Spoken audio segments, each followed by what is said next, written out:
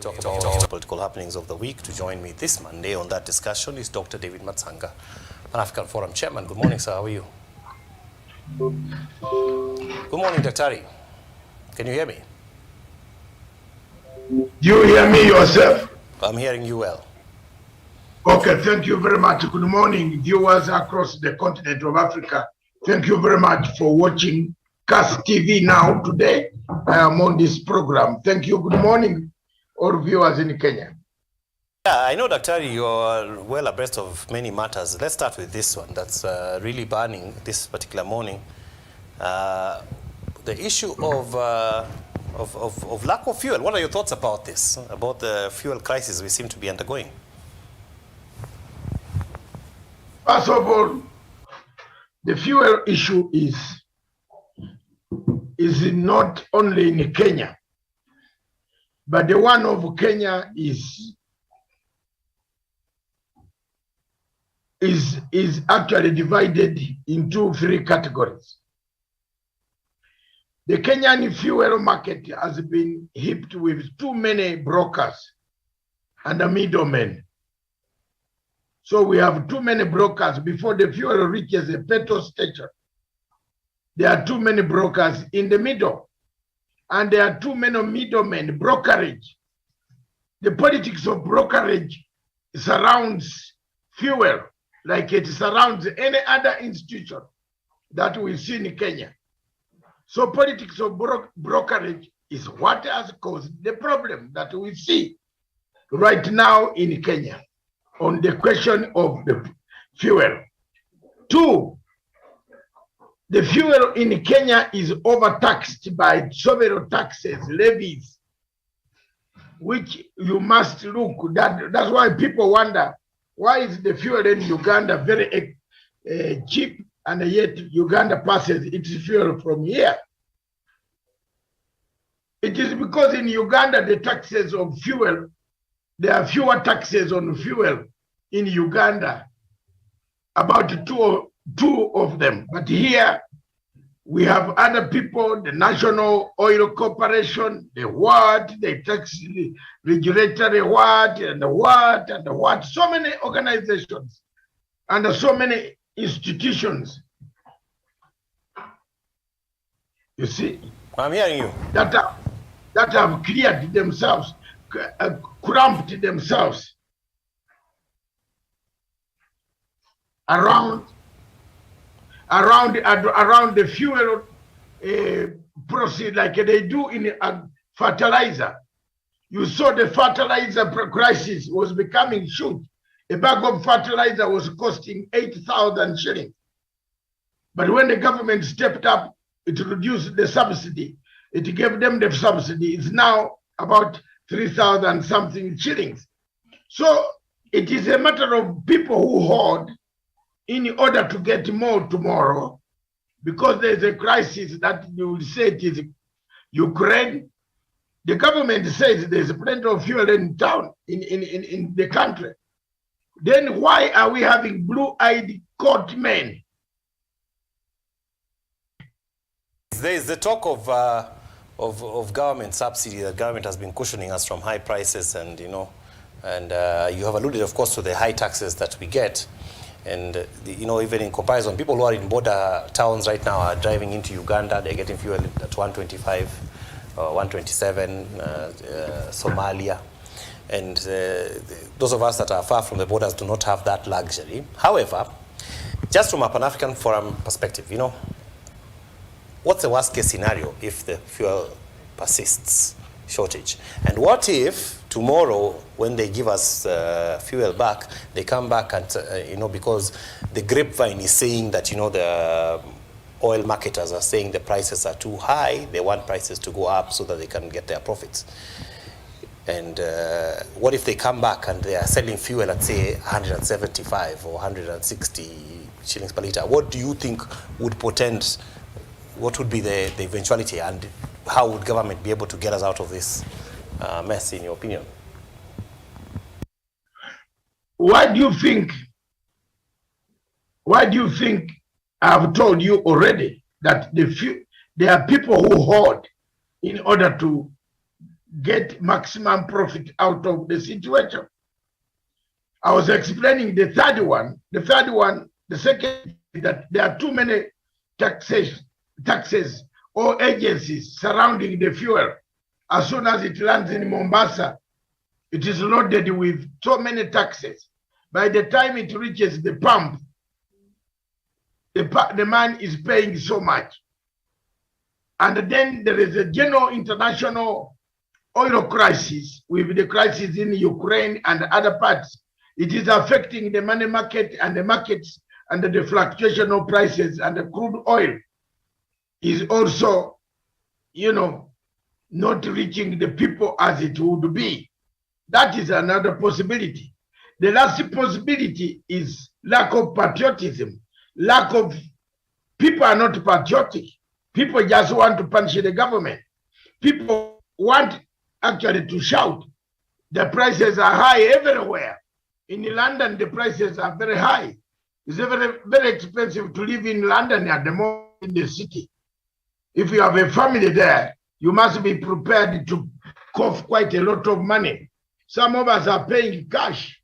We are paying a lot of money, my dear brother, to survive, for the families to survive in London. So the cost is not only in the high cost, the high standard of living, or the high cost of living is not only in Kenya, it is everywhere. There is a bite. And actually some of these European countries will be worse than even in Kenya, because they depend on the biggest producer of oil, which is Russia. And Russia is at war. Before I rush us into another topic, because our time is not so much, do you think that this situation will persist in your political crystal ball? What do you think is going to play out here in the next week or so? It's discipline. We must get discipline. We must get trade officers to go and inspect those people who hike the prices.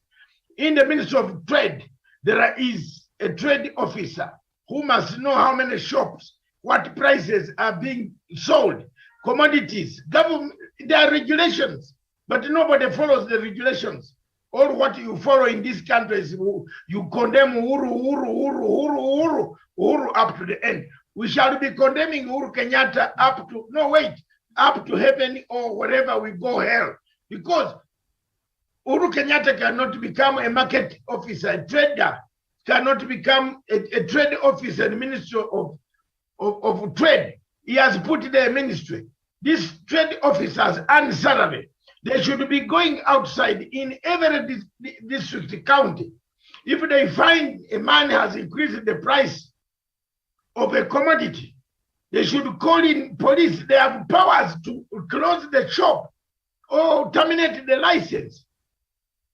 Those rules are laid. Daktari, in your prediction, what do you... These rules are laid here. They are in this constitution. Why don't you abide by it?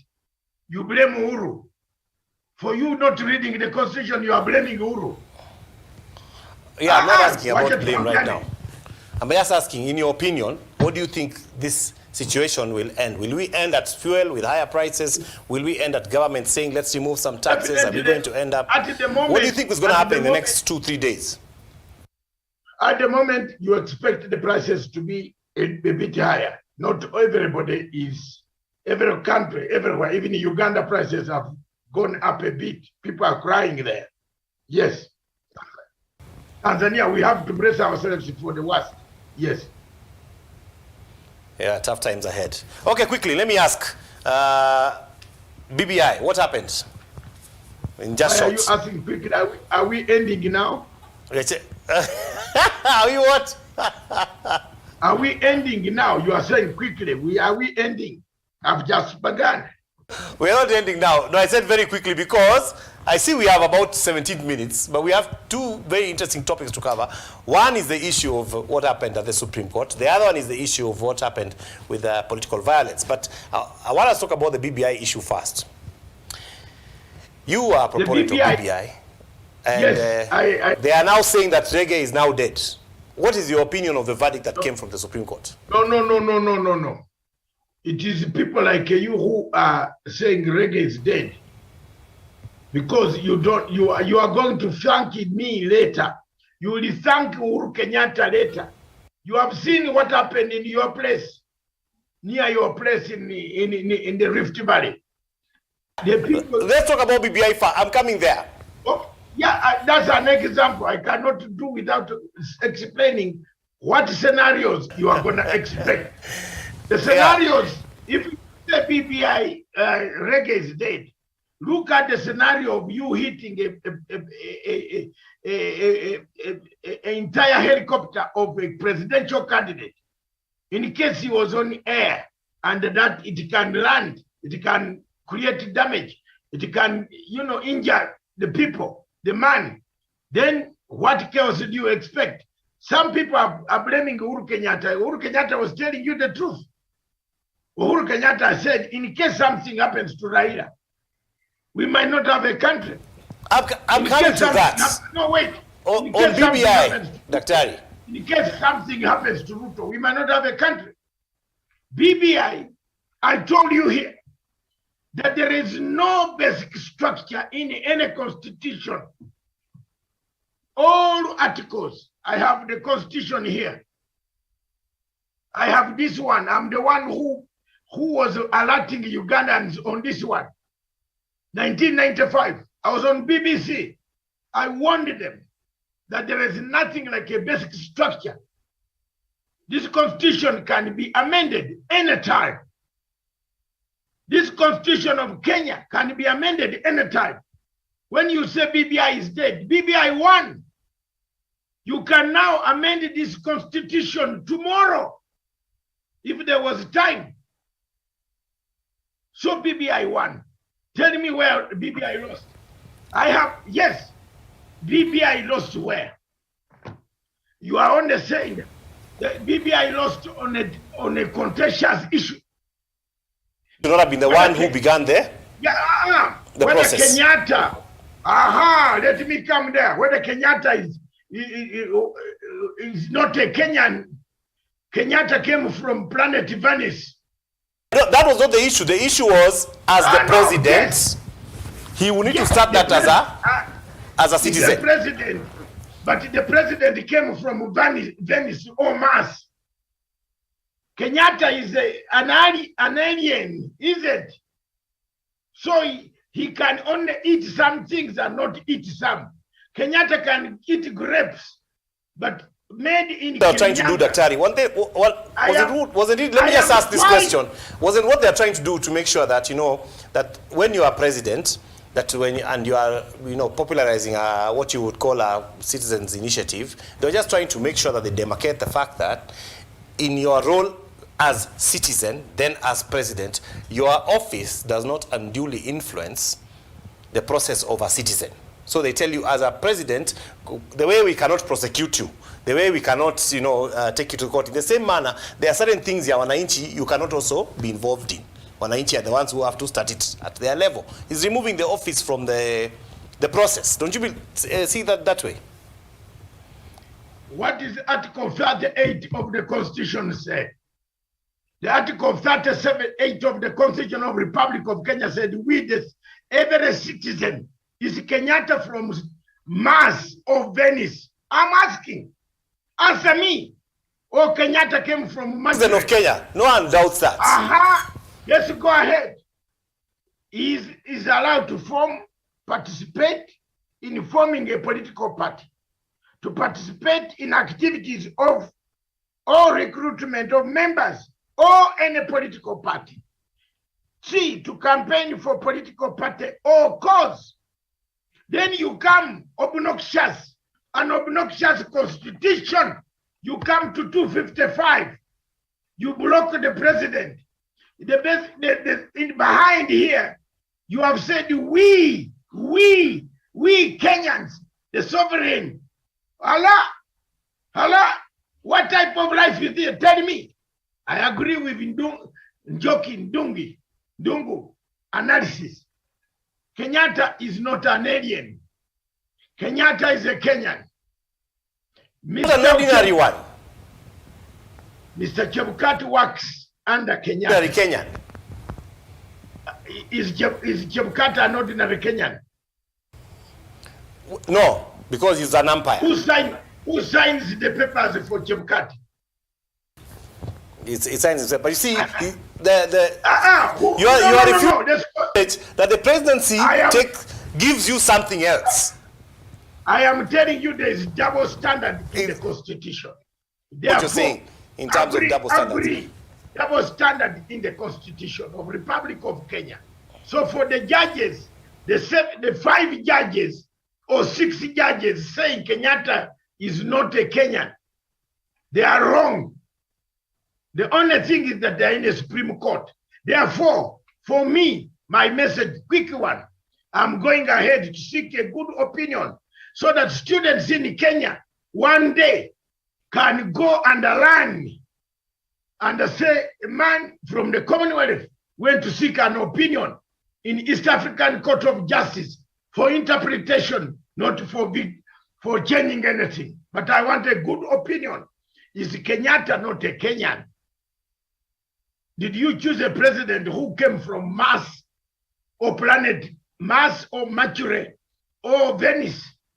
Maybe we are choosing an alien. Maybe Article 38 allows Kenyatta to be part of the political party. But it doesn't allow Kenyatta again to be able to talk about his political party, which direction it goes. Is it? Tell me. I am reasoning as a lawyer here. And I studied law. Not live for that decision was agreed on by judges of the High Court, agreed on by the Appeal Court judges, and then upheld by the highest judicial body in the land. Let me tell you, which school I did not go to. Those 5 judges, they went to which school? See, but they are judges. We have to abide at the end of the day. But I went to better school also. Sorry? My school of thought. Yes, I went to a better university. Yes, they also went to university, but I went to a university.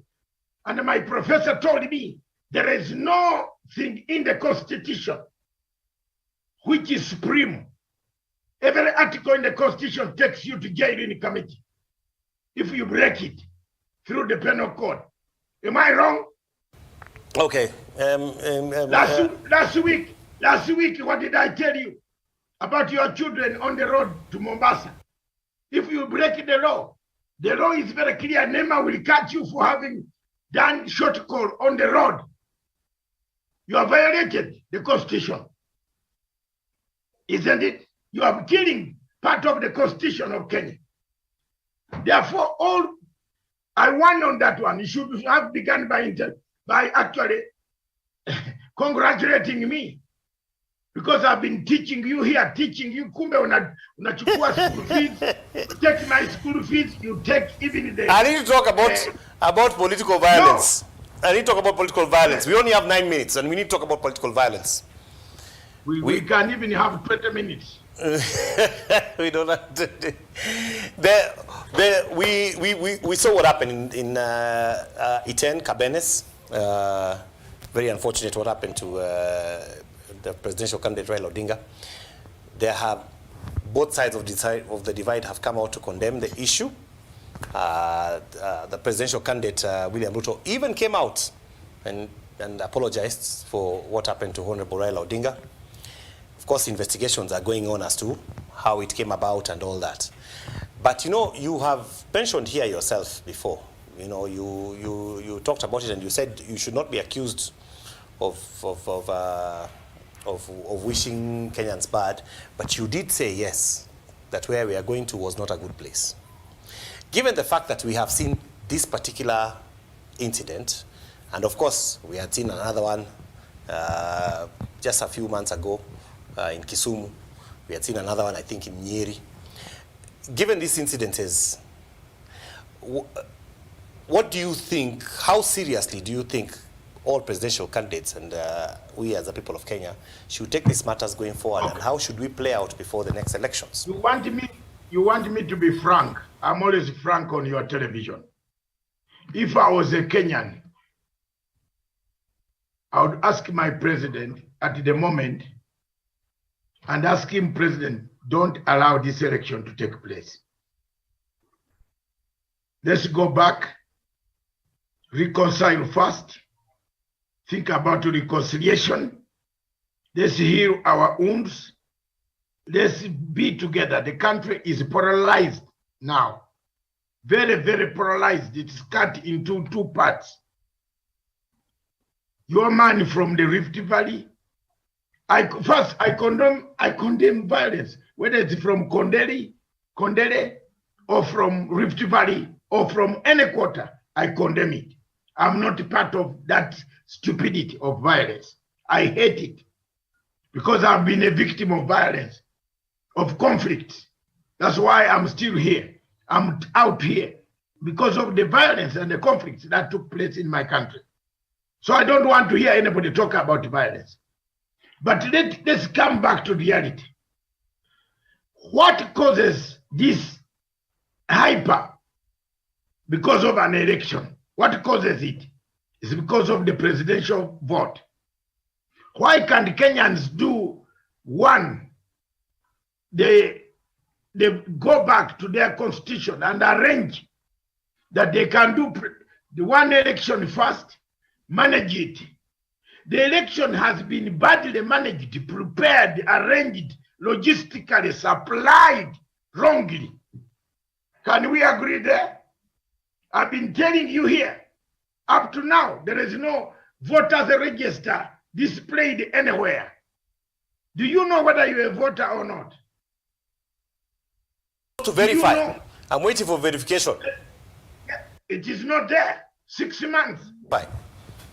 We should have got that 6 months in advance. Where is it? Where is it? Tell me. It is not there. And the Chebukati says he still does not have 11,000 polling stations without transmission, without access to internet. So tell me, he's saying he doesn't have enough money to run certain projects. Tell me, what went wrong with us? What killed Kenya? When it comes to elections, Kenyans are not very sincere. On elections, sir, they are not sincere. Tuambiane ukweli, sindio? We have not been sincere on elections. We make an election that is going to cause a war. This election can cause war, can cause conflict. It's badly arranged, badly managed. Postpone it.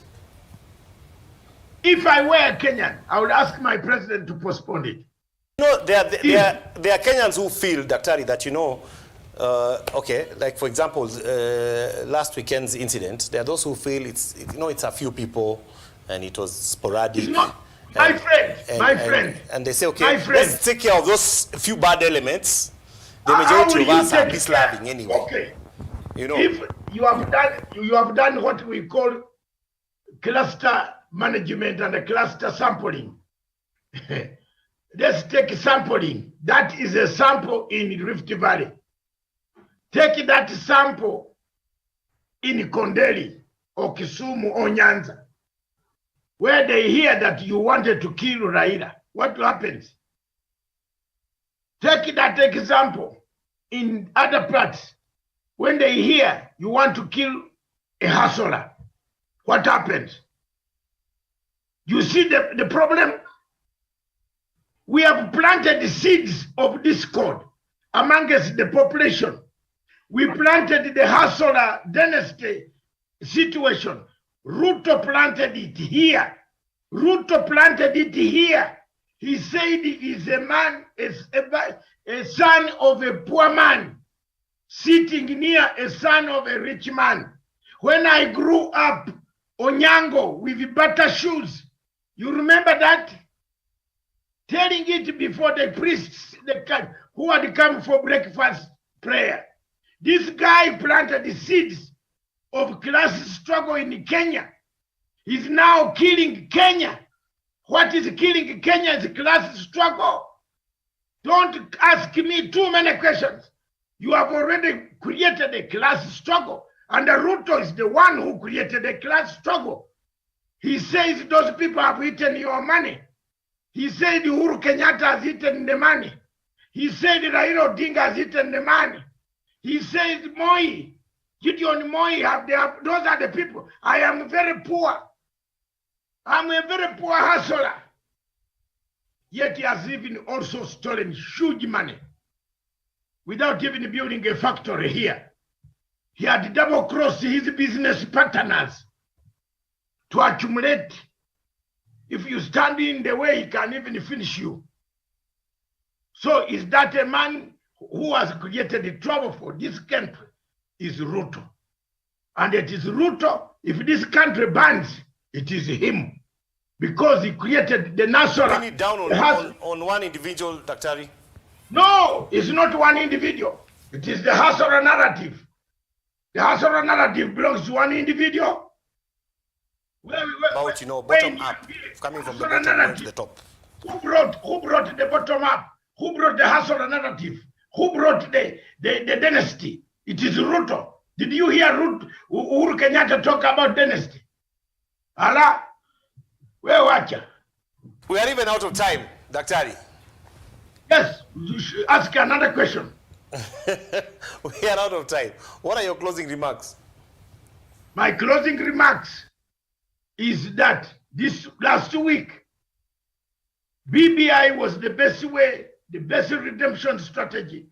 I have been talking to you about the redemption strategy for 4,926 times. Today, the 26th time of that is today. I've been counting every day I talk about redemption. I put down a tick.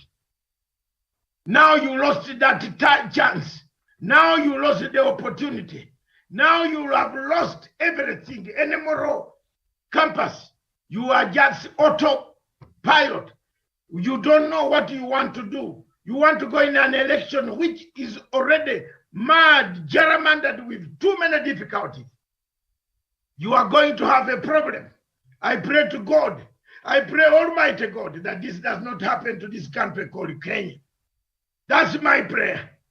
I pray that people unite and focus and do it. But the election has been badly managed, badly arranged, badly prepared, with so many court cases still hanging in court on election petition and participants. That is not the election that I've ever monitored. Elections that I've ever monitored across the world, including, do you know where East Timor is? Have you ever been to East Timor? Do you know geography? I know where East Timor is, yes. Where is it? It's in Asia. It's in Asia, Indonesia. Be specific, in Pacific, in Indonesia. I monitor the election there. But this is not the type of election that I could see in Kenya. This is badly arranged. It can produce chaos. People are not happy. People are upset. People are upset. You have gone to insult your own president. You insult Uhuru Kenyatta every day. For what? We were closing, Daktari. You gave him a mandate. Why do you insult Uhuru Kenyatta? Because the deputy president did not abide by 48 rules of power. A boss is always a boss. Thank you. A boss is always a boss. I hope I will hear that at the end. Don't cut it off. We end it on that note. Thank you so much. It's 59 minutes. We've shot over the time a bit, but do stay tuned for Leah coming up with the lawsuit, and have a wonderful, wonderful day.